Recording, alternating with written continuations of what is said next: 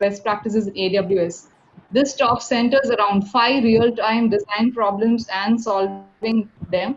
The design visualizes the problem statement into AWS serverless services and recommends the architectural approach to the problem. We will also have a lab coding session to implement one of the designs into action after Chandra's talk.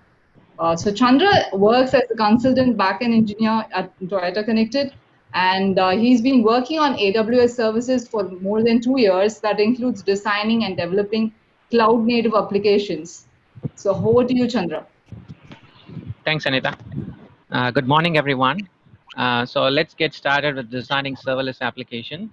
We'll be primarily focusing on developing applications in AWS. Before we get started to the design, we'll define what is serverless, and we'll get started with designing serverless components with 5 real-world examples. After the talk, we'll have a lab case study. We'll implement a specific design into action based on our findings. Yep. So we can get started. So let's define what is serverless. When we have to define a serverless, right? So let's visualize. Let's in layman terms, what is serverless? So let's say we got a dinner party at home every day, and let's say we expect a number of guests between 1 and 30, and let's say we don't receive any confirmations, right? So let's try to visualize this problem statement in 3 different possible solutions, right? So in a conventional server methodology, right, we call it as a traditional server. So this is how we try to visualize the problem statement. We own a kitchen, and we buy all the equipments and appliances. We got to pay for everything, right, including electricity and maintenance. And we have to make food for 30 people. So in this particular case, let's say if we have invited 30 people, let's say only few people turn up, and then let's say only 10 people turn up. So then we'll be wasting food for 20 folks, right? So a lot of food is wasted in this particular solution. So let's try to visualize this as a cloud VM solution. We call that as a EC2. Okay, in an EC2 solution, we don't own a kitchen, but surely there is some kind of progress. We are moving from a traditional server to cloud. But then here we get the food from the takeout place for all the 30 people. And there is no provision for us to change. Let's say only few people turns up as per the earlier findings, right? We don't have an option to change the number of guests, right? The takeout is always going to be 30 people, and we can't change it easily, right? So that is the problem. And again, we don't have to pay for electricity. So here, surely this solution is better than the traditional counterpart, but surely there is some kind of a wastage. Because we're still buying 30 people's food, right? So let's try to visualize the same problem in a serverless world. In a serverless world, we don't own a kitchen. We get the food from a takeout place for dynamically changing orders. Let's say we get only 10 orders on a specific day. We only order for 10 people. So by that, we'll try to minimize the cost. Because the order gets executed based on the numbers who showed up. So considering this use case, the serverless approach for the problem statement can be an optimal solution, right? So let's try to quickly move from a layman term to a technical use case. This is what we normally, see it in day-to-day world.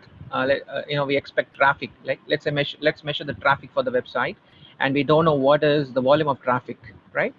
So we don't know how many requests turns up, what is the consumption of the website, right? In that case, in a traditional server, we own the data center building. We buy every possible server instances, and again, we pay for electricity and all the maintenance. We also, invest buying servers to accommodate the traffic. And again, we are buying the servers upfront, meaning like even the traffic is less, so we are buying for everything, all the servers possible. So we are wasting a lot of dollars in here in a traditional methodology. Let's try to visualize the same problem in EC2. In EC2, because we are moving to cloud, we don't own the data center. We provision all the EC2 instances manually, and then it comes with pre-processing power and memory capabilities. And again, within the EC2 setup, right? Let's say your traffic is increasing, right? And you'll be configuring an auto-scaling group with a predetermined capacity. What it means is, in this particular block, we could see two instances being spinned up, and then, you know, uh, in this particular first instance, there is only 80% utilization. In the second instance, we could see only 30% utilization. But the cost, we're paying it. Cost is 100%, right? Though the utilization overall is only 30%, we are paying for 100%. So yeah, so there is a lot of wastage here in an EC2 solution, right? So let's move the same problem to the serverless world. In a serverless world, we don't own the data center. We utilize all the serverless services, because if the traffic hits, right, it has a flexible scaling, meaning like it will be able to dynamically expect, like even if the volume changes, right, we'll only pay for the usage, or we pay only for the executions rather than the idle resources. So the premise is simple, right? When we don't know what the traffic is, when if it's unpredictable, then the serverless is recommended. So that is the definition of serverless. There are a lot of serverless services, but then, let's define those four rules. How can you understand if the specific service is a serverless or not, right? So any specific service, right, we validate against these four rules. We'll understand if it is serverless or not, right? The first rule is pay as you go. Yeah, this is what we have seen in an earlier slide. Like, we only pay for what we use. We don't pay for the idle resources. And the serverless promotes flexible scalability. We don't have to make any manual configuration in the console. The scaling is automatic. If there are more traffic demands, it'll be scaling automatically without any efforts. And then it is highly available. It is implicitly highly available because we don't have to make any changes manually. And again, unlike the EC2 solution, we don't have to provision any servers, or if there is any more or more demands on the capacity. Another point I'd like to highlight is the reiteration. But let me quote an example, right? In a VC to VM solution, there might be cases where you do a lot of security patch updates. Maybe the operating system you might want to upgrade, right? In a Lambda serverless solution, we don't have to worry about reiteration, right? It's automatic for us. Okay. Well, there's been a common misconception on serverless, that serverless is equated to a Lambda. But actually, serverless is not just Lambda. It is in AWS world, serverless has a lot of ecosystem. Um, you know, it has tons of services built over these four rules. Let's try some examples and determine if a service is serverless or not. Let's consider Amazon's SQS. Amazon's SQS is a simple queue service. It validates all these four rules and it qualifies to be a serverless service. This Amazon queue service is durable, and it has a dead letter queue for processing the failures, and it is highly reliable. Amazon Kinesis is another serverless services adhering to all these four rules. It is again useful for sending the data as streams.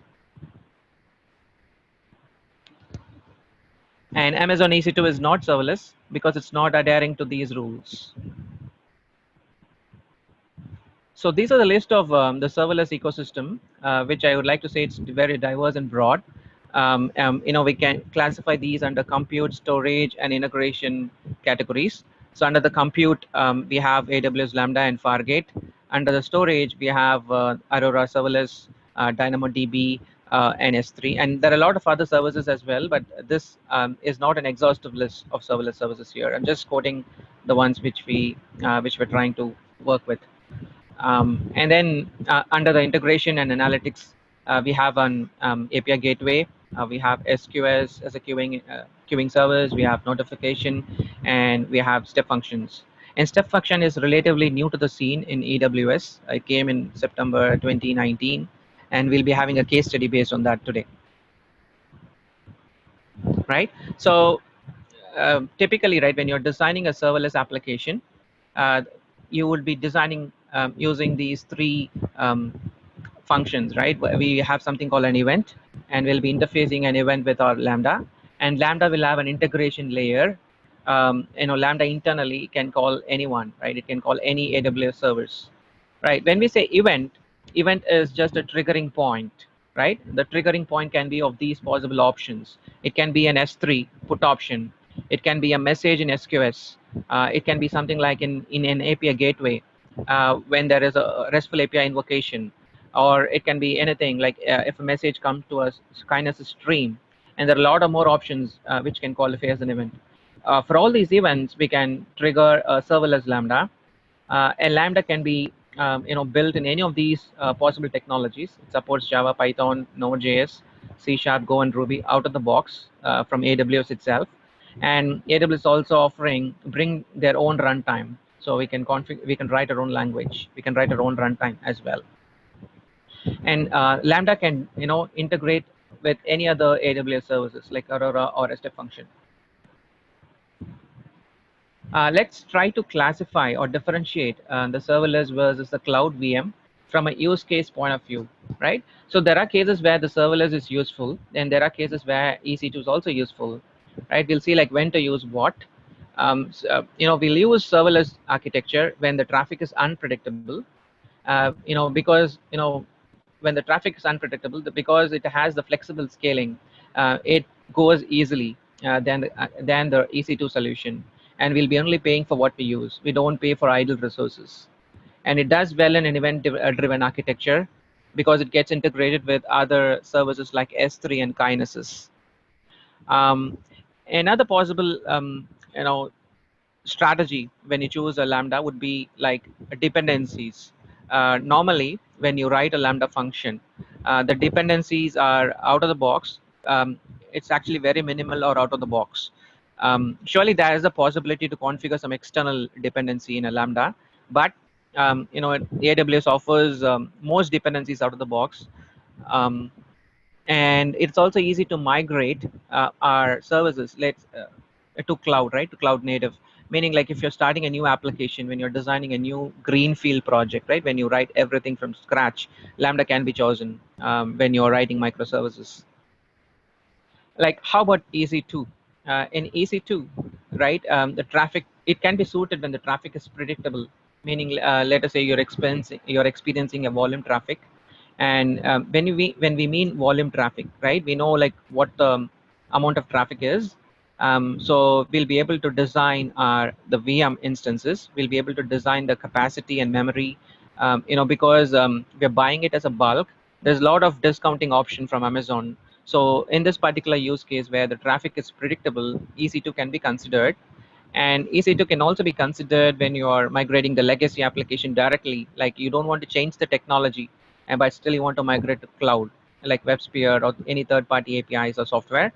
So it's better to use the cloud VM solution. And even for the microservices world, when we have some other external dependencies like service discovery or any open source service discovery softwares, right? So it's easy for us to use an EC2 than a Lambda, because in Lambda we keep the dependencies to the minimum possible. In EC2 we can have any number of dependencies. Yeah, the cost and complexity plays an important role as well. Yeah, it depends on the traffic. If we know the traffic is volume, then depending on the cost and complexity, we'll be choosing EC2. Okay, so that is the definition of serverless. So let's design the serverless application. So the first, let's take the problem statement. We call this as a reliable notification. Yeah, so let's consider the specific problem statement. Let's say a system one here, it will publish messages, right?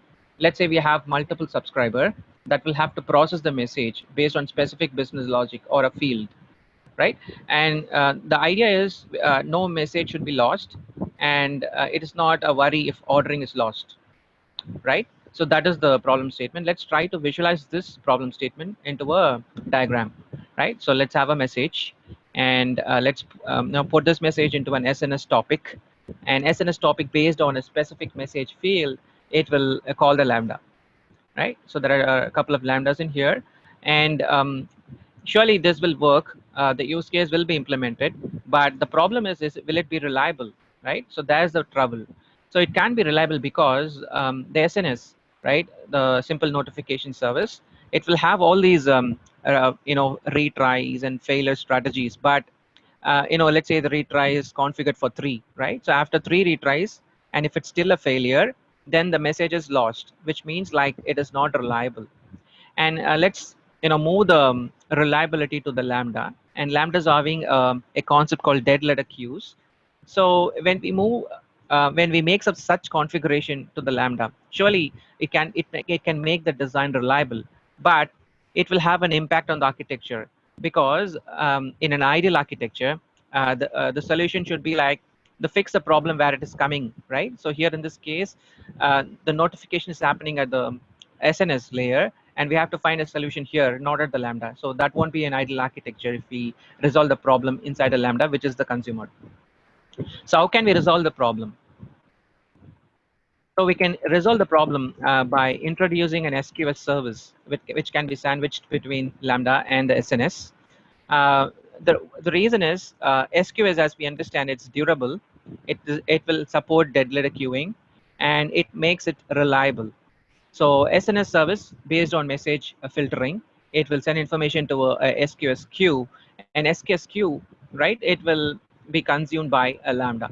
So by this approach will fix the problem of reliability, and Lambda internally can call any other AWS service.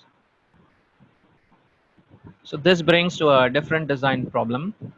Let us consider a use case where an API is extremely computational intensive, meaning you're calling a RESTful API, and that particular API will take a lot of time to respond back. And because it's having integration with other services and other third-party APIs. And let's say that we have an API SLA for 30 seconds, meaning like we got to respond back in 30 seconds. So how can we design the problem? Right? So let's try to visualize this use case as a block. Like we have a system 1, and we send system 1 uses API gateway as a proxy. It will be called towards the Lambda, and then Lambda will be having some orchestration, right? It will be calling the S3 service, and if S3 put is successful, it sends information to DynamoDB. It makes an insert to DynamoDB, and then for the same particular condition, parallelly, it is also calling the notification service, right? This is an orchestration layer happening and entangling everything at the Lambda layer, right? Which makes it so complex, right? The Lambda is doing a lot of concerns, right? It's violating single responsibility principle of design. So how can we resolve this problem? Right? So we can introduce a AWS service called step function, right? Which can be interfaced very well with Lambda. Step function can utilize those conditional processing, right? Within the step function, right, we can have a conditional processing based on a specific choice. We can define states, and then based on each state, right, we can move to the subsequent state as a workflow, and we can also perform parallel processing, right? So for any complex time-consuming APIs, we can utilize step function as a workflow engine recommended by AWS for doing complex time-consuming APIs, right? So let's move on to the design 3. In this particular case, let us say we have huge traffic, right? Let's say we have system 1 that will call a Lambda, and Lambda will insert a record to a DynamoDB. And if the insert is successful, we'll be inserting a message to Kinesis. And the traffic from system 1 is voluminous, right? So this is how we represent as a design diagram. And but then will this work? Will it be supporting voluminous traffic, right? So how can we design this? Surely, a Lambda talking to DynamoDB and Kinesis directly will not work as expected. It won't support multiple voluminous traffic. As per previous design, we said we can use step functions. Let's see, like if we can implement step functions here, and let's see if it resolves the problem. Let's introduce a step function, and step function will call the orchestration layer with DynamoDB and Kinesis.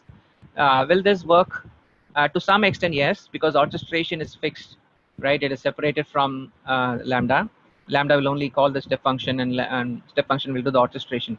But then the problem is not here, right? Because it says volume traffic, traffic is coming here, right? So we got to fix the problem here.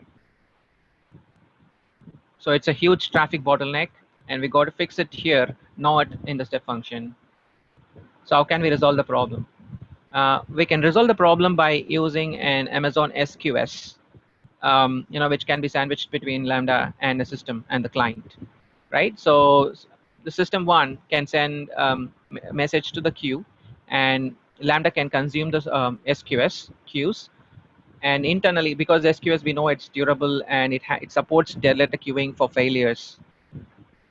And Lambda again, we don't have to make any changes in here in step function because this is this fixes the orchestration problem.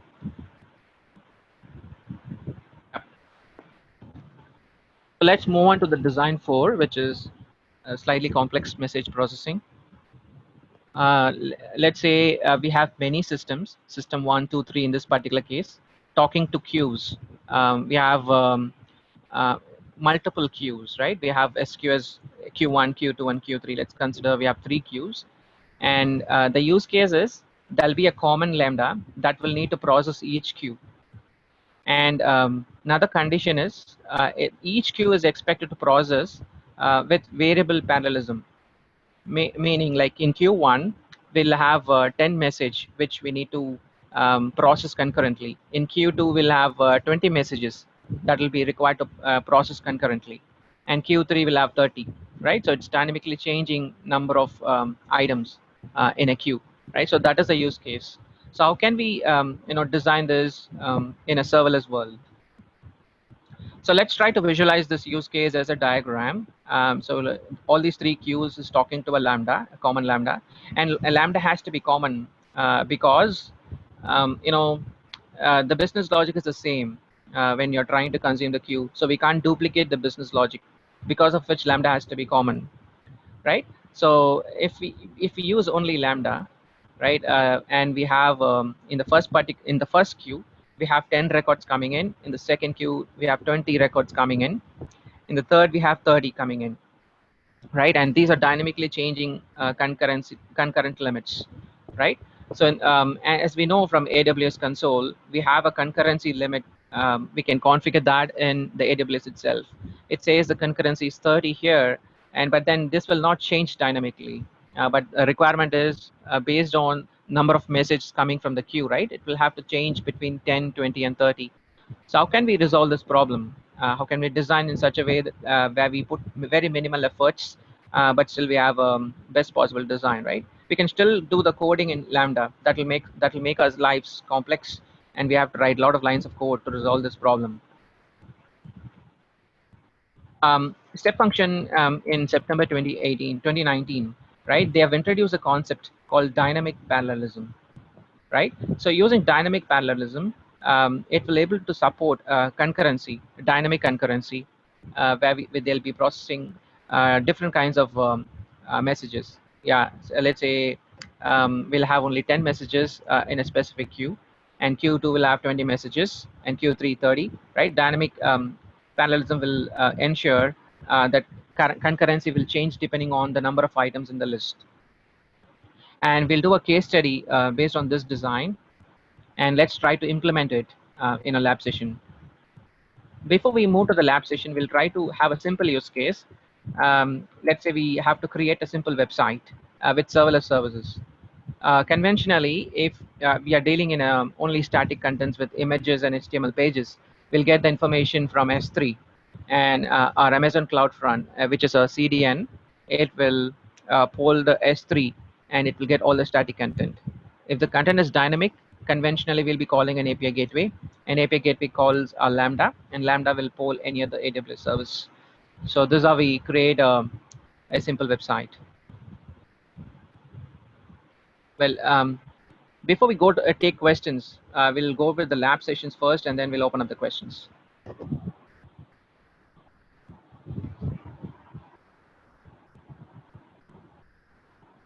Right. So let me.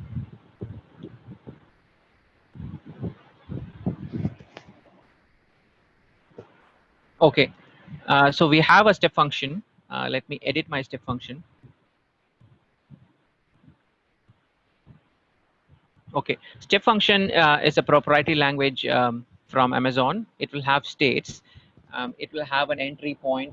They have something called start at, and start at is again a label.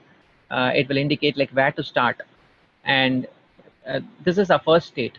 Inside states will define the steps to execute, right? So here in this particular case, we're trying to fetch certain information from the database, and it has a proprietary language and keywords like type, resource, and next. Next is the next course of action. We can point to a different state.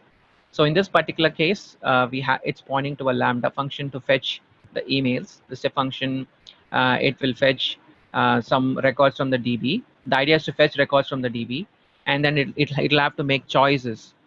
If the number of items in the list is more than one, it will have to go to the send email map function. um, yeah, so this will again go to a map state. Map state will induce a maximum concurrency, right? Maximum concurrency by default it will be 0. By 0 we mean it will not worry about the number of items in the list. Amazon documentation, right? As per the Amazon documentation, we got to make this as 0 as default, so that it will allow any number of concurrency depending on the capacity of the service being configured, right? So this is how we define our the state machine. Within the state machine, we have the map, which will do the dynamic parallelism. Um, yeah, under the dynamic parallelism, we have something called iterator. Under the iterator, we can point to any AWS services. It can be a Lambda. In this particular case, it's sending an email to a customer. It will also have a retry, and if there is any error scenarios, right, we can configure that as well.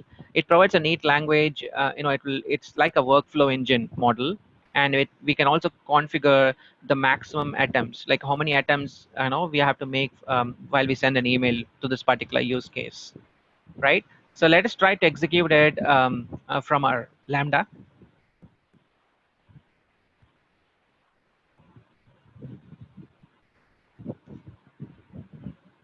Okay, so we have executed it from a Lambda, and then it appears under the execution history. So it is executed here. Let's click on the execution history, and so this is start, and it fetches the information from the DB, and we could see like what is the input. Input is empty. We didn't pass anything in the input, and what is the output for the fetch email DB. So we'll have so this is the items in the list. So as per the design, we saw dynamically changing items, right? So this is the dynamically changing items, and we have 8 of them.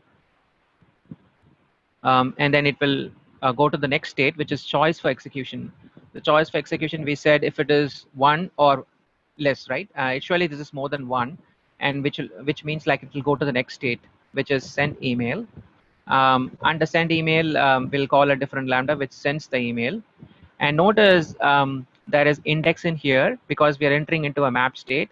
So all the 7 items is processed concurrently, because we said like maximum concurrency is 0 there, which means like it will support any number of items dynamically. So we can point to, let's say, 4th record, and we'll see the 4th record here.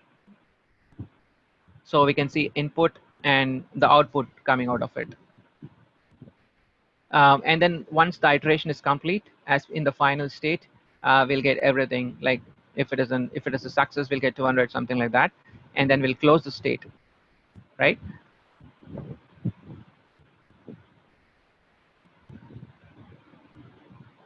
Yep.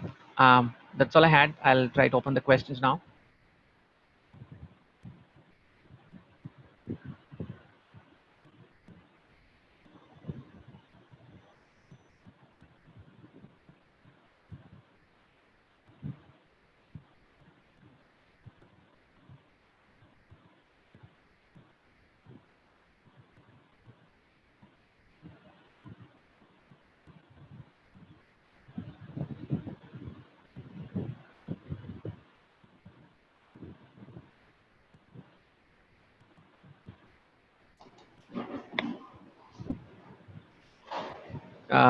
I got a chat from Bharat saying that he wants the recording of the position.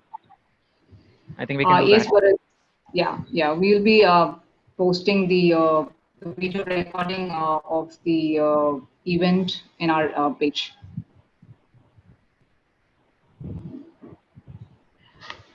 So if any one of you have any questions, you can use the raise hand option and we can unmute you to ask questions.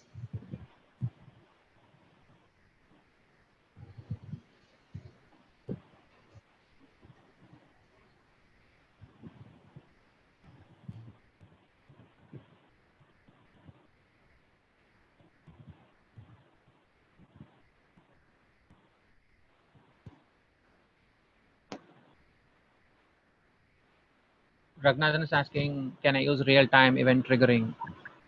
Yeah, yeah. Where it can be like in an API gateway, right? When you're calling a RESTful API, so that's happening in real time. Yes, you can do that. Okay, Praveen is asking in serverless, you mentioned about the security patch. Okay, so what I'm trying to explain is we don't have to worry about the security patch because there is no AMI reiteration required, unlike the EC2 or a VM solution where we'll be updating it manually, be it operating system upgrades or security patches, something like that. In a serverless world, we don't have to do anything. It'll be automated for us. We just have to deploy our business logic as a function. That is it.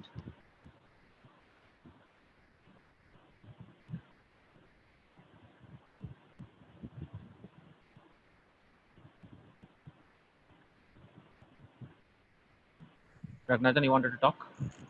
Yeah, thanks for that. Yeah. You told that the API gateway we can able to do the real-time events. So, what is the difference between the API gateway also supporting WebSocket kind of? So, Yeah. what You is the can do difference? WebSockets as well. WebSockets is like an handshake. Yeah. So, Yeah, so you'll I know it's like whenever there is any callback happening, right, you can configure some notification like in an asynchronous architecture, right? When you send information to queues, right, those are asynchronous, yes, right? But then let's say you're dealing in workflows and you're trying to register certain so let's say you're registering a vehicle. Yeah, so it will involve a lot of processes, right? When you go to a process, you can do it in an asynchronous way, but then you don't know like what's going on behind the scene, right? You want to be notified. In that case, you can choose a WebSocket as what you're suggesting. It will update you in real time, or you can do it in another approach. Like in callback, we'll have a endpoint URL with a specific authorization tokens. So you can use those authorization token. It could be from OAuth or Cognito, and then you can get the whatever the status is accordingly. yes, Chandra, I can understand. Like these are all for authorization and handshake. You are telling like post authorization. If I want to communicate between that, like for example, if I have IoT devices, so from server to from app to server, server to that IoT device, if I want to communicate, so how can we do these kind of things? Server to an IoT device, right? We said like it will talk to any AWS service. It will our serverless Lambda can integrate with any AWS service. It depends Yeah. on where are we doing the orchestration. No, the latency also I want to know. Like I have an app, I'm giving some commands to the IoT device. So without the same Wi-Fi network or a direct connection, if I want to communicate to the IoT device, how can I do that? See, my both app and that device both are online, but it's not interconnected. So I am trying to communicate through some servers.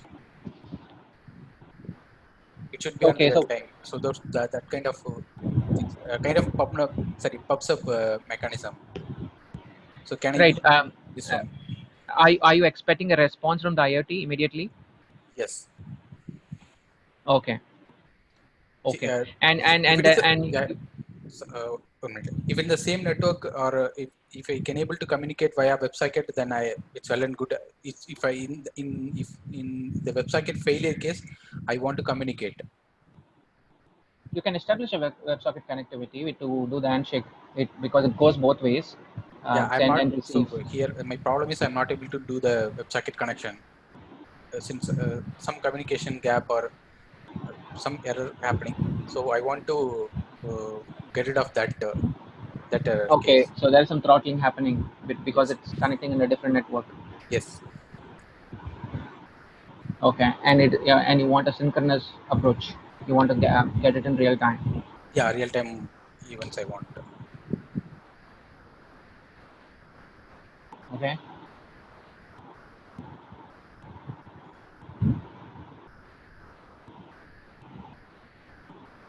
Now, if it is queuing, we can set up the reliability, but that will be asynchronous.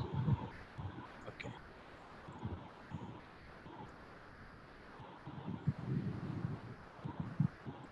Okay, thanks, Indra. Yeah.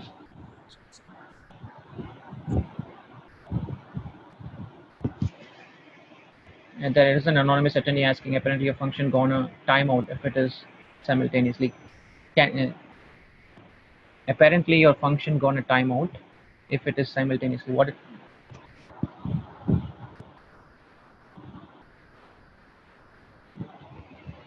The timeout can be configured by default. Yeah, it's a timeout for a Lambda function can be configured.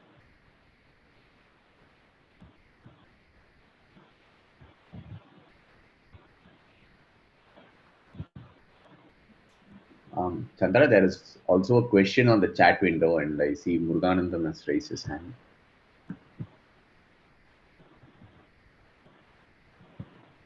Where is that, Suresh? I'm not able to get it. I It's in saw. the chat window, not in the Q&A. I see another question in the chat Chat window. If you want, I can read that for you, Chandra. Yeah. The question is how do you deploy AWS orchestration in AWS? And are there editor extensions that you use to make AWS orchestration related development easier? This is from Mahesh. Hi, Mahesh. Thanks for the question. We use CloudFormation or the Terraform for doing all those AWS components deployments. Yeah, when we say orchestration, right, it's just within a step function, right? We orchestrate the workflows. That is what we mean by orchestration, right? And we use be it like whatever the AWS service we're trying to employ, right? We'll be using either the CloudFormation templates, the SAM templates, or the Terraform templates to deploy all the AWS services.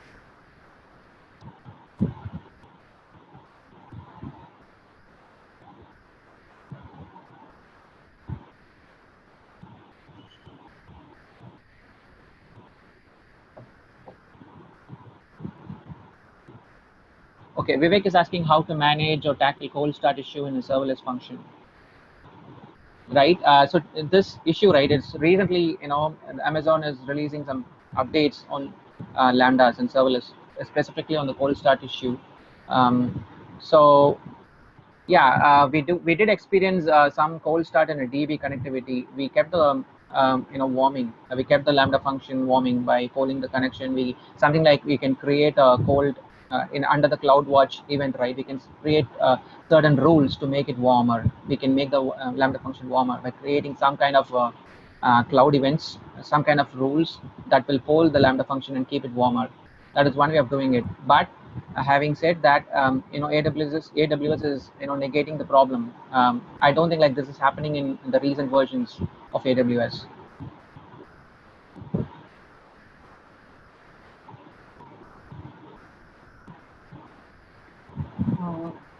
Also, Muruganandan had raised his hand, and I'm just going to allow him to talk to ask the question. Muruganandan? Yeah, hi, thanks. Chandra, are you able to hear me? Yeah, Muruganandan, go ahead. So, is Lambda is intended only for a single atomic functions? That is what is desired. That is right. Keeping single responsibility principle in mind, you can develop a business logic quickly without worrying about the dependencies. Oh, great. In case if I want to authenticate that user when I'm going to execute a particular function, so it need to go and talk to some other system and authenticate and come back and execute this function, right? Or the logic. That is right. What we got to do is we'll if it is an API, we'll be creating an AWS API gateway, and within an API gateway we'll have a a configuration called authorizer. Under the authorizer, you can configure the cognito, and cognito will ensure before going to the Lambda, you can get the valid tokens from the cognito and execute your Lambda function. And that is one option. The second option is, let's say you're doing an impersonation, right? Not always like the user will provide the tokens and execute. There are cases where the admins, for that matter, will have to do certain operation based on someone else's behalf. So that is also possible. AWS offers a admin authentication, meaning like, based on a specific challenge responses in the cognito, they'll be able to procure someone else's token and execute a Lambda function. That's also possible. Okay, so in that case, I can't have the authentication logic within the Lambda function. It should happen outside. So it's not like I can't say like we can't have, right? Surely it's right. Like if you want to write a code to write a logic, authentication logic or something, right? Surely you can write it, but that will violate the concern principle, right? It should have only one responsibility or one concern. So in that case, I need to go for a step function would be ideal. In that case, no, you don't have to go for step function. You can configure a API gateway. Within API gateway, you should configure your interfacing Lambda. Lambda, right? Normally, it won't be directly invoked, right? It will be invoked with the API gateway, or it will be invoked by an S3 event, right? So your interface should be configured with an authorizer. Let's say you're interfacing with API gateway. API gateway can have an authorizer. An authorizer can be configured with a cognito. So if it's configured with cognito, then your Lambda is protected with cognito. Okay, got it. So I have one more question. And sure. So for choosing a Lambda versus the EC2, right? Is it the ideal time or ideal window is the only criteria? Or do we have more criteria to that? What I mean by ideal is maybe like there is a lot of time between a subsequent request of the load. Then I need to go for the Lambda. Not just ideal, right? There is another possibility where you're doing a fast migration to cloud. When you're taking the whole setup, let's say you have an existing legacy application which is very big. It has a lot of interfacing third-party providers. It is developed in WebLogic, older application, right? Legacy Spring application. And the ask is you're not supposed to make any changes to the code, but you have to get a cloud, right? In that case, you can put everything as a Docker and then use an EC2, ECS, or a VM solution. And then you can quickly migrate to cloud. So in that case, you don't have to go to serverless. Serverless is normally preferred for greenfield work, like you're doing development from scratch. Okay, got it. Thanks, Chandra. Thank you. There is one more question from Suresh Ramaswamy. This is regarding a security layer. Do we need to configure this layer for EC2 and serverless Lambda? Security layer can be configured with anyone, with EC2 or a serverless Lambda. Serverless Lambda, as I said, right? Like earlier, when you can use a cognito for security. But then when security layer is a too generic term, because they have WAF, Web Application Firewall within AWS, which will be intercepted in the API gateway layer itself. We have VPC and security groups, right? So there'll be a lot of filtering happening at the security group layer itself before we even hit the cognito. So yeah, there are a lot of means in which you can achieve security. Is that answering the question, Suresh?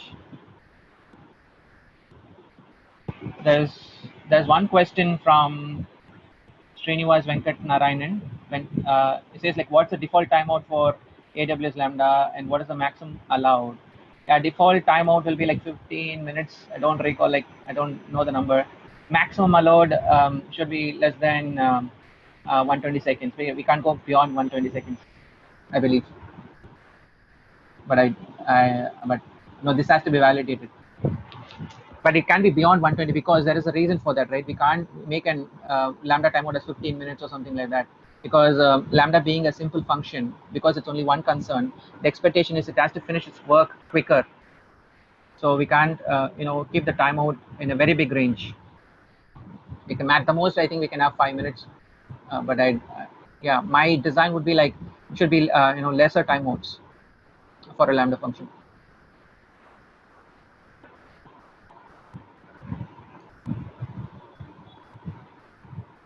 Mahesh is asking, is there a way to test Terraform scripts in an automated way? What do you mean by that, Mahesh? And yeah, Terraform scripts When you mean automated way, you mean like you wanted to build the cloud components, but when you execute a Terraform apply command, right? Terraform apply or a plan or something like that, it is actually, yeah, you can surely write scripts in shell script and you can point to Terraform, and then I don't know what kind of automation you're expecting. Yeah, I think you're already raised your hand. Let me unmute. Yeah, go ahead.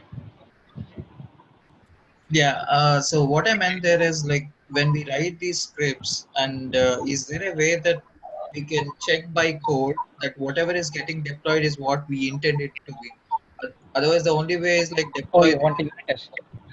right. Okay, I've not done this unit testing on Terraform, but there is a, but in the service layer in AWS services, there is AWS local stack. You know, it will simulate everything in a local region, and you can test all those AWS services Oh, locally. nice. Okay. Yeah, but I've not done it via Terraform. Okay, but that's called AWS local stack, is it? Yeah, AWS local stack. Okay, thanks. Thank you. Chandra, we also have Kali who has raised his hand. I'm just going to allow him to talk to ask his question. Sure. Yes, Kali.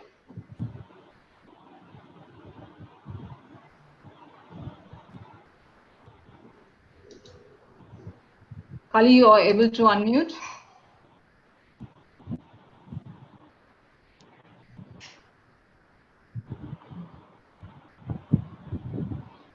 Okay, so he's not asking the question. We have another question in the chat window from Karthik. Will AWS reuse the current running Lambda thread to serve a new request if number of Lambda requests increases a lot? I read somewhere the Lambda works this way. In this case, how do we handle the connection pool? I mean, more of threads are used like this. Okay. So the question is with respect to connection pool or the Lambda threads?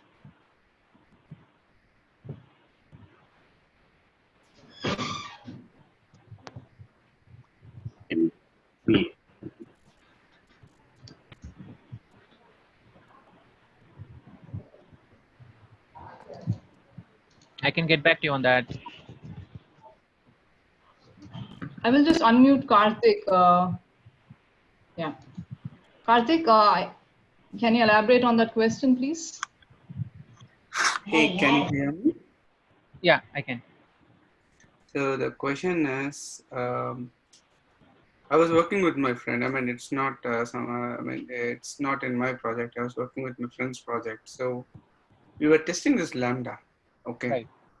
and we received some connection pool issues when we were trying. I mean, we were receiving some connection issues, okay, and we checked. We were trying to debug the issue, and we found somewhere, and one of the blocks it was written. Looks like AWS, how it works behind the scene is if you like start bombarding the lambdas, right? Instead of spinning up a new lambda, it uses the same working lambda to serve a new request. Okay. I mean, this is something which I studied. I don't know if that's how AWS works, but that's how that's what I heard. That's what I read. Okay. In that case, what happens is, if more of such threads are used, then which means the same connection pool that was used to connect to the database, the connection that was used to connect to the database, right, is not returned back to the pool, because unless the lambda goes down, the connection is not returned back to the pool, right?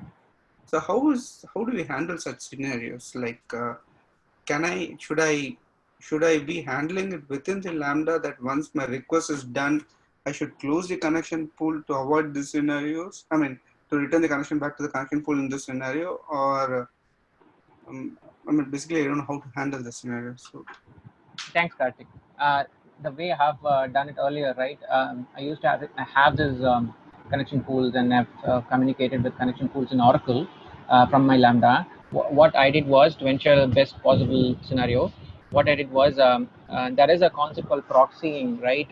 When you're doing a proxying and you're communicating it, I know like you'll be using VPCs to configure all your DBs and stuff like that, right? When you're doing that, right, when you're interfacing from one AWS service 1 to service 2, it will be taking a lot of time to respond back, and this is going to be a problem. It can also induce a cold start problem for the DB connectivity. Um, yeah, so to negate this problem, we can use within an AWS connectivity itself, interfacing service itself, we can define those proxies to connect to a DB connection. And but then it has to be closed. Like it should follow a thread pool design pattern. Um, we can write a code like I don't know, like, what is your language? Is it like in JavaScript you're building, or Yeah, if it is Node, JavaScript, Node.js, Node.js, yeah. right? Okay, so if it is Node.js, right, you can surely write those connection, right? It will have those dependencies for Oracle if you're using Oracle, and then you can write the closing mechanism, like normally what we do, right? How can we handle it in the best possible option, right? We'll first try to use proxies to interface between multiple AWS services. The second is we'll try to keep the code clean up for closing mechanism. That's how I've dealt with it. Okay. What proxy are you talking about here? When you're interfacing with a VPC style connection, right? When you're interfacing with AWS service 1 to service 2, if you're directly calling the VPC endpoint without a proxy, it will induce some kind of a slowness. The proxy, we're creating a proxy for that particular endpoint, and that proxy will ensure it won't call it from the web, from the internet, right? So it will make an internal connectivity. If it's an internal connection happening between the AWS cloud, the network can be quicker. Okay. I've never tried that. Maybe let me try saying that. Okay. Okay. Thank you.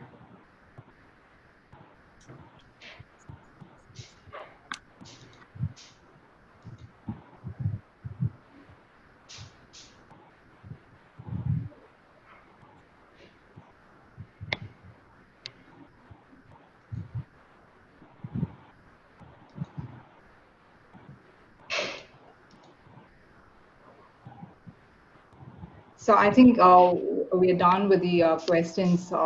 Thanks for the questions, and that was a very insightful session, Chandra. It Thank was you, very Anita. wonderful.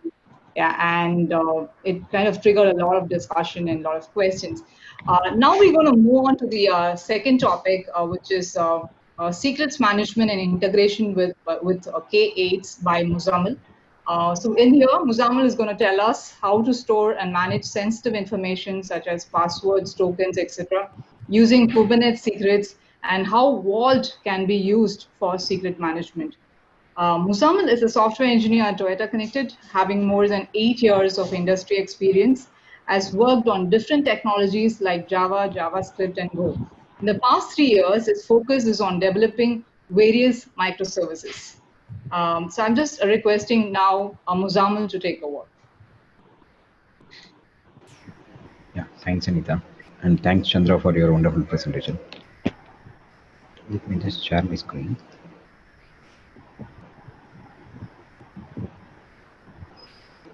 Are you able to see my screen?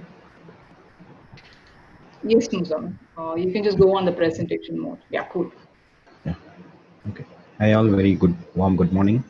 So I'm going to talk about the secret management and how we can use the secrets in K8s. So the focus of the talk is going to be what is secret, and then we will also look about what is secret management and why it is needed. Then we will look at some of the basic steps that Kubernetes provide for the secret management.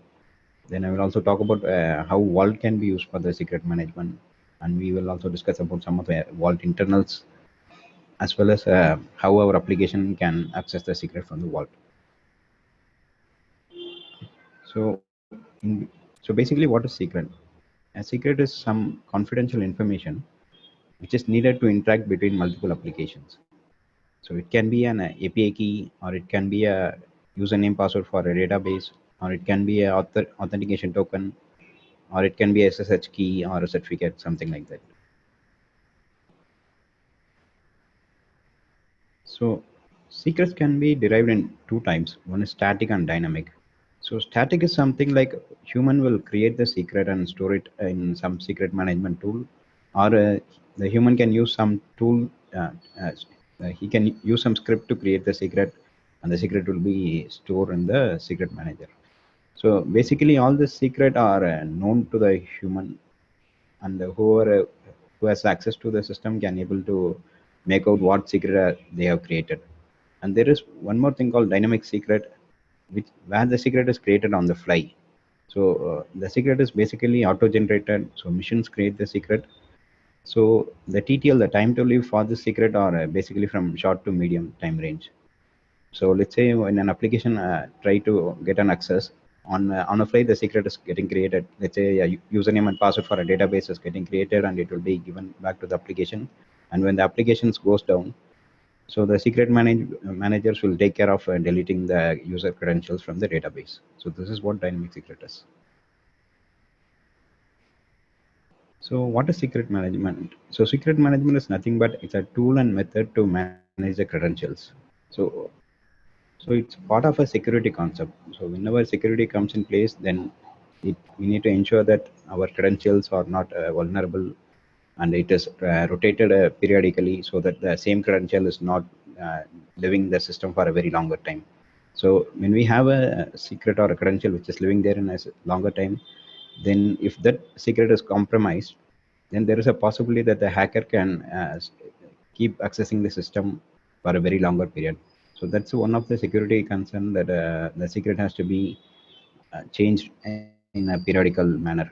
And there could be also some unauthorized access. A hacker can log into any of the system and he can read out the credentials, and he will make out and he will get all the details from the database and other stuffs.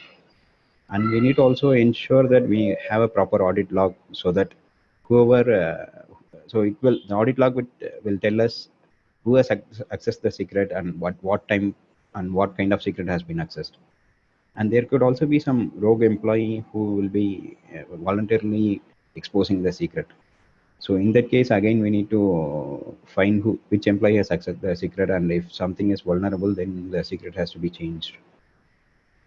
And there should be some high level automation that has to be there to change the secret, so to revoke permission that has been given to some application, and also to keep rolling the secret. So now we will look about the Kubernetes provided secret management. So before to that, many might have known about this picture. So this is nothing but COVID-19. So for sure, COVID-19 has impacted everyone's life in the world. It can, though it has made a negative impact, it has changed everyone's life on a day-to-day basis. So similarly, this picture. So this has made a huge impact in the past years for the software industry and for many developers. And of course, it helped us to create a microservice, and everyone is moving towards this trend. So not only K8s, but also Dockers and stuffs like AWS have played a huge role for the microservices and the other stuffs. But since I'm going to talk about the K8s, I have this picture here. So in Kubernetes, we will also look about how we can create a secret, and we will also have a look on how the application can access the secret from the K8s. So there are multiple ways to create a secret in the K8s. So one is via a file system. So let's say I created a file and store some data. Let's say I have a file called username.txt, and I have the username in that file, and I will have one more file called password.txt, and I will be storing the password in that file. So now this file has to be created as a secret. So how we can do that is by the kubectl command. Kubectl is a CLI command that is provided by K8s. So with the kubectl command, we can use the syntax to create a secret, and we need to specify from file, so that this will read the file and it will create the secret in the K8s. So when we execute this command, so the output will be something like secret. The name of the secret will be given over here, and the same name will be displayed over here, and we will be getting a message called created. So this is one of the way to create secret in K8s. So the other way is like we can create it from a literal. So instead of creating a file, we can directly pass the data in a CLI. So here the same information I am trying to create it via literals. So in the previous command we saw that we are using from files. So here it's more of we need to specify from literals, and this is going to be the key, and this is going to be the value for it. So in case if you are using some special characters in password, so we need to also ensure that we use some proper escape string so that the shells, I mean shell or the whatever the CLI that we are using does not change the data. So this is another way to create a secret. So there is one more way I will talk about. So uh, when we create a secret, how do we ensure that the secret is get created or not? So anyway, we'll have an output for each of the command. But later, if you want to see what are the secrets are there in the system, we can use this kubectl get secret command. So that will list all the secrets in the system. So by default, we are not specifying any namespace over here. So it will refer to the default namespace. In case if I want to view any of the secrets in the specific namespace, then I can also pass -n and then the namespace name so that it will list all the secrets in the specific namespace. So there is also a kubectl command to describe the secret. So here what I need to do is I need to do kubectl describe, then secret, then the name of the secret. So this will list me what are the key and values that are there in the secret. So here I created the secrets from the file, so it is listing all those file details over here. So there is another way to create a secret. So it's via a CRD, custom resource definition. So we need to create a YAML file, and this YAML file has a predefined structures. So we need to have a kind called secret, and under the data we need to have all the key value pairs that has to be stored in the secret. So when I have this YAML file, then again I can go to the CLI and execute this command so that it will create a secret from the YAML file. So the command is nothing but we need to use kubectl apply -f and then the file name and the file path. So now we had a look about how the secret can be created in K8s. Now we will look into how the secret can be accessed from the applications. So there are two ways the secret can be accessed from the application. One is via an environment variable. The other one is via a volume mount. So if I want to access a secret from an environment variable, so this is a Kubernetes pod CRD. So here I need to specify what is going to be my environment variable and what secret I'm what is the secret that I'm referring to, and I can also specify some of the key if I want to inject to that. So this is if I want to mount an entire secret, I can also do that. If there are multiple key values in the secret, then I need to specify different environment variables, and I need to map the exact keyword here so that the same values will be passed to the environment variable. So the other approach to access the secret is via volume mount. So here we need to specify a volume, and we need to specify the secret name to define what the which secret has to be mounted as a volume. If I want to mount only a specific key, I can also do that. If I want to mount an entire secret, then even that is also possible. So we can also specify a path where the secret has to be exactly mounted. And apart from that, we can also specify the read-write permission of that volume. So by default, here it is 777. If I want to change it to something else, we can also do that. So though Kubernetes provides some secret manager, there are some drawbacks with it. So what are the drawbacks is like any users who has a root level permission for any of the Kubernetes worker node or a master node, he will be able to read the secret using the kubectl CLI, and he will be able to make out what secret it is. And by default, we need to Kubernetes stores the secret in a base64 encoded manner. So anyone who has the right can decode it and view the value of it. And the other drawbacks are like there could be a possibility that application uh, can print the secrets in accidentally in a log, or it can transmit to any other application, any other untrusted party. So that way the secret can also be compromised. And by default, Kubernetes stores all those secrets in a etcd. So etcd is again we need to restrict the access of the etcd to admin level, and we need to also ensure that we have proper TLS certificate, so that the read so the communication between the etcd and Kubernetes are encrypted. And there is also other possibility that any users can create a pod and mount a secret, so that the application that is mounted in the pod can read the values from those secret. So these are some drawbacks.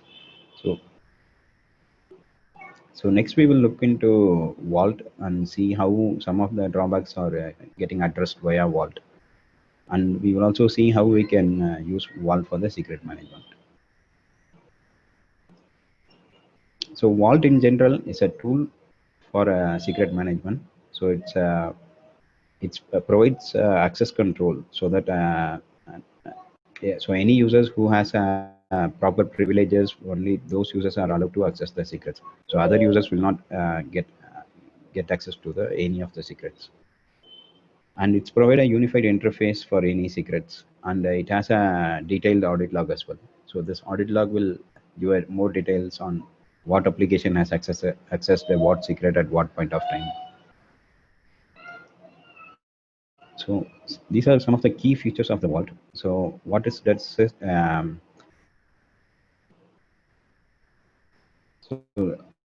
it provides an storage mechanism. So whenever the secret is stored in some storage, it ensures that the secret is encrypted by default, and only then only then the secret is stored to any of the storage.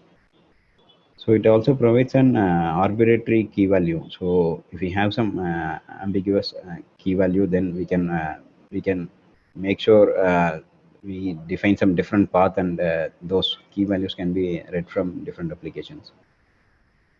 So it supports dynamic secrets. So dynamic secrets we had also had a look in the previous slides as well. So on the fly, it creates the credentials for AWS and some of the SQL databases.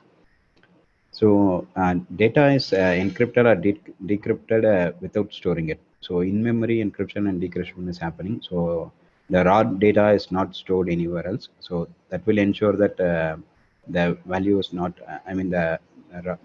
raw data is not exposed anywhere else. So it also provides a mechanism called leasing and renewal. So any application can lease a certain credential for a certain amount of time. And once the lease period is expired, then the Vault will ensure that those credentials are revoked. And also Vault provides an API to renew those leasing period as well. So in case if that application need to extend the leasing period, it can request the Vault to do that, and Vault will extend those lease period. And it has a built-in support for the secret revocation as well. So these are some of the key features of Vault. So this is a high-level structure on how Vault works. So whenever a human or a machine tries to access a secret, so first he need to be authenticated. So there are various way to authenticate. Vault provides multiple authentication mechanism. So the authentication can happen via LDAP, or can happen via Okta or Radius, and it also provide other things like Kubernetes, GitHub authentication, JWT token, or Alibaba Cloud or AWS authentication kind of thing. So once the user is authenticated, then it will check for the policy and verifies that whether the logged in user has proper access, defined roles or permissions to access the secret. Only once he is authorized, only then he is allowed to access the secrets. So if he does not have some proper privileges, then he will not be allowed to access the secrets. So in general, it supports multiple secret engine. So secret engines are nothing but it provides some. It can also be a storage mechanism to store those secrets, or it can be other things. So by default, secret secret engines, I mean, Vault can store the secrets in different things. It can be in a file system, or it can be stored in a AWS S3 bucket, or it can be stored in a console storage as well. So it will ensure that secrets are retrieved from the storage, and proper secrets are passed to the machines for the client applications. So this is a high level diagram of how secrets works. I mean how Vault works. So next we will also look into some of the Vault internals. So first is like storage. So I had already mentioned Vault supports multiple storage backend. So some of the storage I have listed over here. So the secret can be stored in a console, or it can be in a database, or it can be in a AWS or Azure system. And these are some of the examples of that. So whenever the data is stored in storage, so it ensures that the data is encrypted via a symmetric key, and the symmetric key is in turn again encrypted via a master key, and the symmetric key is stored in a storage. So the master key is again encrypted via an algorithm called Sam's secret sharing. So if any of the hackers have stolen one of the key, then he will not be able to access any of the secret from the vault, because he need to have access to multiple key, and he need to also decrypt those keys to again access the credentials. So this way vault is more secure, and it ensures that the secrets are not highly vulnerable. So next we will look into how, I mean, by default Vault supports some plugin for the dynamic secret creation. So so some of the plugins are like it can create username, it can create credentials for Cassandra or HANADB or MongoDB. I just listed a few, and also it supports AWS as well. So for all these for all these third-party OEM, Vault has an privilege to create a secret on fly, and it can assign the credential, and it can give back the credentials to the applications. So we were talking about Vault policies. So Vault policies can be applied to a file or folder. So in general, Vault stores the password as in a file structure path, kind of a file structure path. So if I want to provide access to any of users, then I can also specify the folder level access, so that all files in under that folder can be accessed via the user. Or I can also specify access only for certain files, so that the user will not have access to any other files. And it also supports some wildcard. So let's say if I want to provide a privilege for files which are starting with A, then I can also use some wildcard and provide access for the user. So these policies provide a control over who can access and who can access what. So these policies are again associated to the user only after the authentication. So these are some of the permissions that we can define in the Vault policy. So the permission can be create, so that the user can create any of credentials in the Vault system, or he can have only a read access, or he will be having an ability to read and modify the data in Vault. And these are some privileges for to delete the data in the Vault. So it's just nothing but to view all the Vault secrets. And this deny is to ensure that the user does not have access. Then the sudo is nothing but a root level privilege. So any user who has a sudo level access, then he can do all the other operations in the Vault. So Vault also provides audit logging. So by default, the audit logging is disabled. So it is always highly encouraged to enable that in any production system. And it has the ability to logs, though. I mean, it has the ability to write the audit logs in different things. So it can be written to a file, or it can be written to a syslog, or it also sends a audit log to some sockets. It can be via TCP or an UDP packets. So when a user try to access a Vault, and in some cases, if it is not able to write the audit logs, then the request will be cancelled. So the user will not be, the credentials will not be given back to the users. So this way it always ensures that any credentials that has been accessed is always logged. So next we will look into how we can access the secrets from the vault. So one thing is, Vault also provides an CLI. So from a CLI, we can read all the secrets and store it into a JSON file. And with the JSON file or a text file, we can create a secrets via kubectl customize command. So kubectl has something called customize, so which will help us to create create a secret from a file. So this is one approach.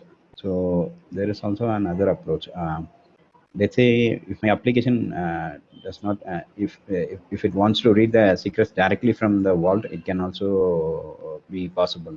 So Vault provides an HTTP API. So with that help of HTTP API, any applications can directly interact with the Vault and it can fetch the credentials, needed credentials. But it's also the application also need to ensure that it has proper privileges, like so in a KTS context, that application should have a service account. So the service account is capped. So the service account should have a privilege of the service account has to be mapped with any of the vault policies. So based on the policies and based on the service account, it will be authenticated and authorized, and the secret can be accessed via HTTP. So if there is no service account, then Vault will deny the access. So this is other approach, but one of the drawback with this approach is so we need to have some tight coupling in our application with the vault. So in future, if you want to switch to any of the other secret management, then we need to come back to all microservice and we need to do some code change to do that. So the other approach, what I personally recommend is the secret injection. So let's say I have an application, something like this. So this is nothing but a default CRD to create an application, and it should also have a service account for the applications. So once I have this application, then with the help of a few annotations, I can inject a secret on the fly. So these are some of the annotations that I need to specify in my applications. So for the first thing is I need to enable this inject to true, so that it will help the creators to inject the secrets via vault. Then I need to specify vault what secret has to be injected. Then I need to specify what secret has to be injected, and this is nothing but a role or policy that I need to specify over here. So based on this role, so the this application will be validated, and if it has a proper privilege, only then the secret will be mounted as a volume. Else the secret will not be mounted. So when I add these annotations, so what Vault does is, so it will bring up two containers. So one is called init container, and the other one is a sidecar container. So what init container does is, so when my application starts, the very first container that will start is the init container. So the init container will make sure that the required secrets are created in a file, in a file, and that those files are being mounted in a volume.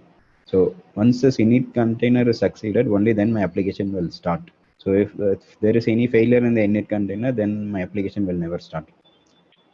So then it also brings up a sidecar. So what this sidecar does is, whenever there is a change in vault values, so this sidecar takes a responsibility to update back the credentials from the vault to the volumes. So this will always ensure that whatever the secrets that are there in the vault are in sync with the applications. So here the application also have to ensure that it constantly monitors those volume mount, and if there are some changes in the volume mount, then it need to update its in-memory value so that the application can work seamlessly. So there are Vault is not a only solution for the secret management. There are also other alternatives that are available. So AWS itself has a secret manager, but it's again tightly coupled to AWS. Let's say if I have an K8s cluster on top of OpenStack, then I will not be able to use the AWS secret. And there is something called Keywis, and there is other things called Cloud Foundry, CredHub, and we can also create our own custom solution for the secret management. But in general, it's quite complex, and yeah, a lot of work has to be involved. Okay, so that's it I have for this presentation. So any other questions? So now we can open up for the questions. I'll just stop sharing.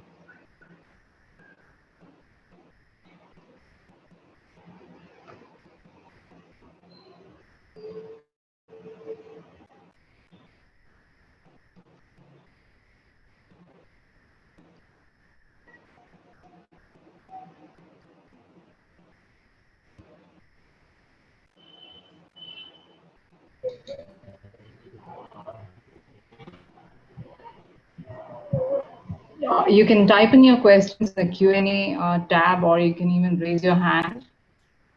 Yeah, there is a question from Sendil. What's the difference between Azure Key Vault and K8s Vault?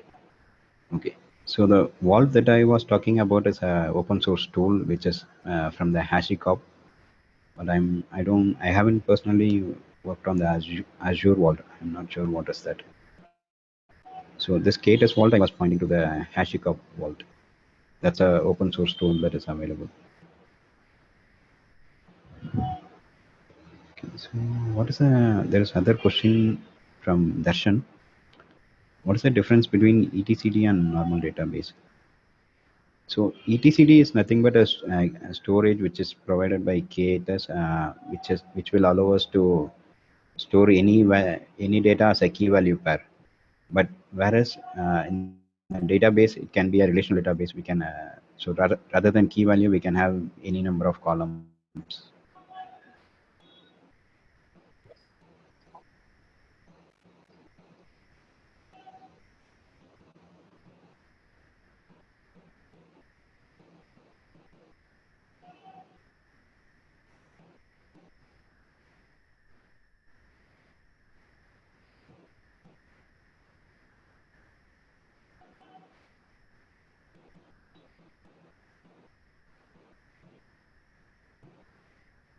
Okay, there is another question from Deepak.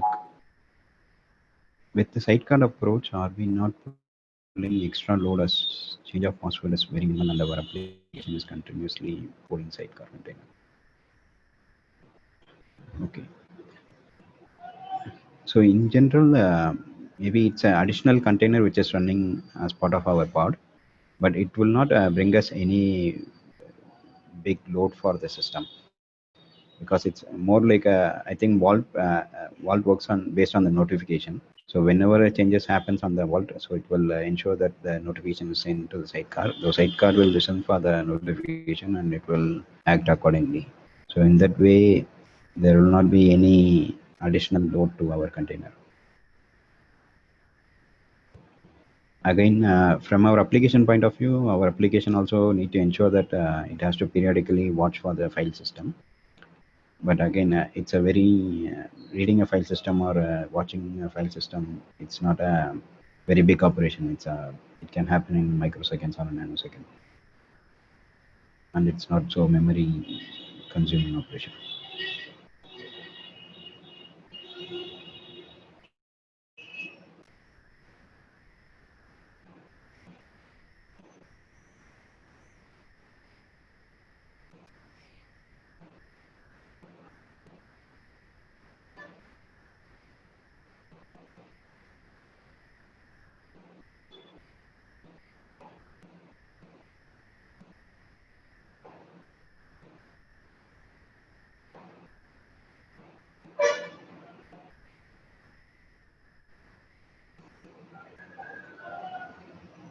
There's a question from Sindhu. So what is the difference between Azure key? I think I have answered it already.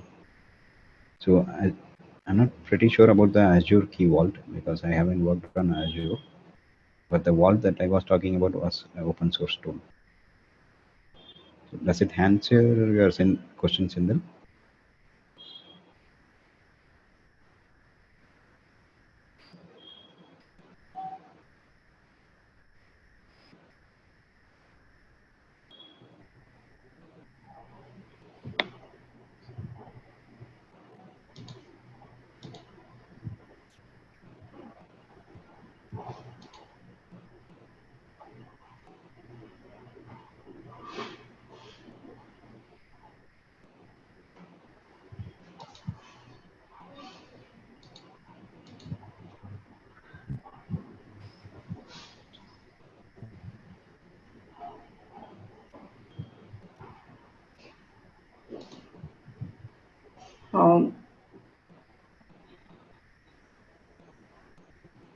there's one more question Yeah, from there is Srinivas. Is it possible to configure any time-based OTP with the Vault? I'm not pretty sure on this, but I think Vault will, for sure it will support this, but I can check this and I can get back to you.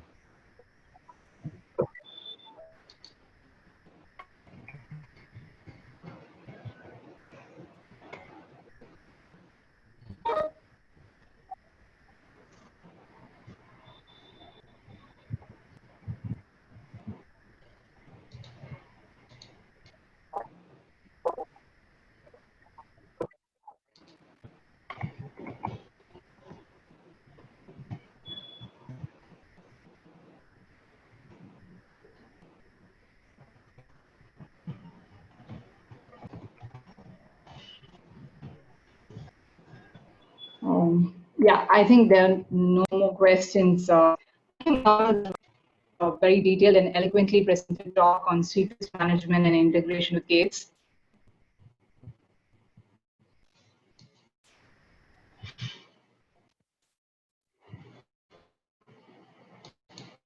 And thank you all for joining us today. We would be kind of, coming up with another talk in the month of September, and we would love to get feedback on the session. And please do kind of, share your feedback on the session. Thank you once again. Have a nice weekend. Thank you all. No more questions. Thank you.